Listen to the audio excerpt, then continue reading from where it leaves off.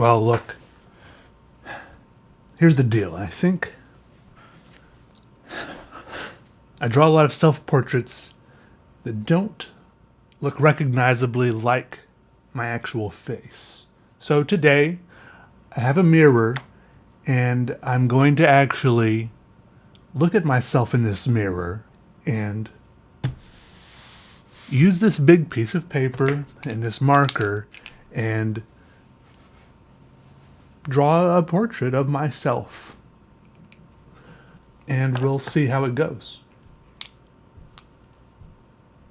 So let's hop right in. First thing you want to do when you draw a self-portrait or a portrait of anyone is, find the basic general shapes. My head is obviously shaped like some sort of deformed melon. So let's draw that. And I've got only one light on. I usually have two lights on, but I've got only one light on to kind of cast a shadow across my face, so it's a little bit more dramatic. And I'm going to be kind of looking off at it sideways, looking off at my own face sideways like this. So I'm not going to be doing it straight on. I'm going to be doing it like at an angle. All right, I can do this. So I began with only one half of the deformed melon that is the side of my face, the weird bumps and contours. I think if you Google how to draw a portrait, how to draw a face, this sort of thing, there'll be all sorts of other ways to go about this.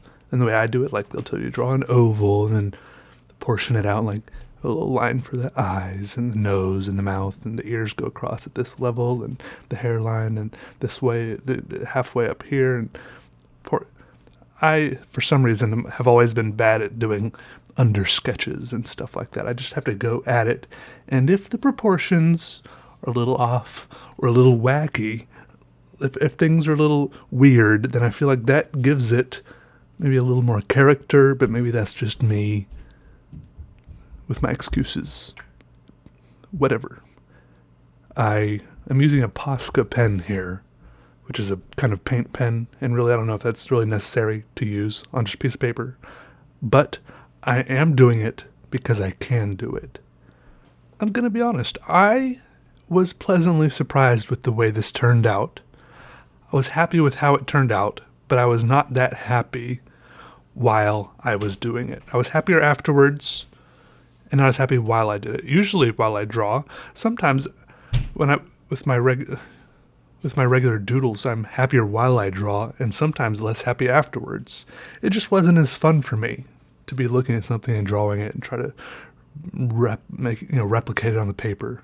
Maybe because it felt like more of a challenge. I felt like I could mess up. Usually when I doodle, it's impossible for me to mess up. Nobody can ever tell me I did it wrong.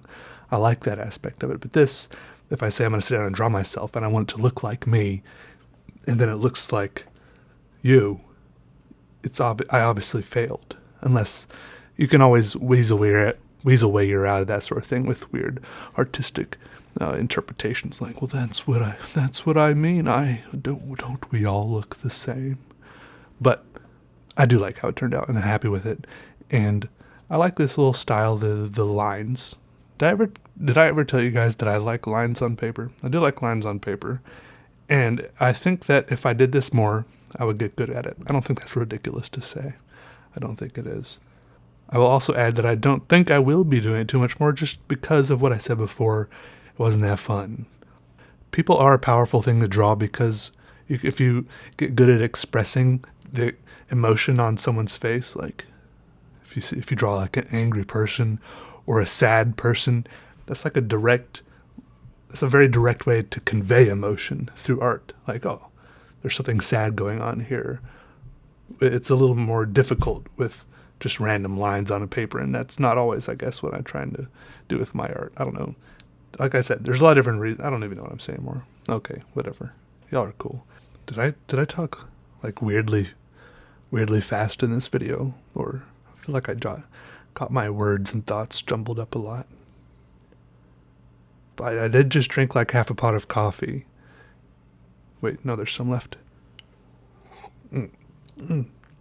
Cold room temperature. Why does room temperature coffee seem so cold? That's the weird thing. Someone do that research. Is there some distant relative of the Sandman that instead of sand in children's sleeping eyes is coming along to my neglected coffee cup and dropping ice cubes in? I think that's a leading theory.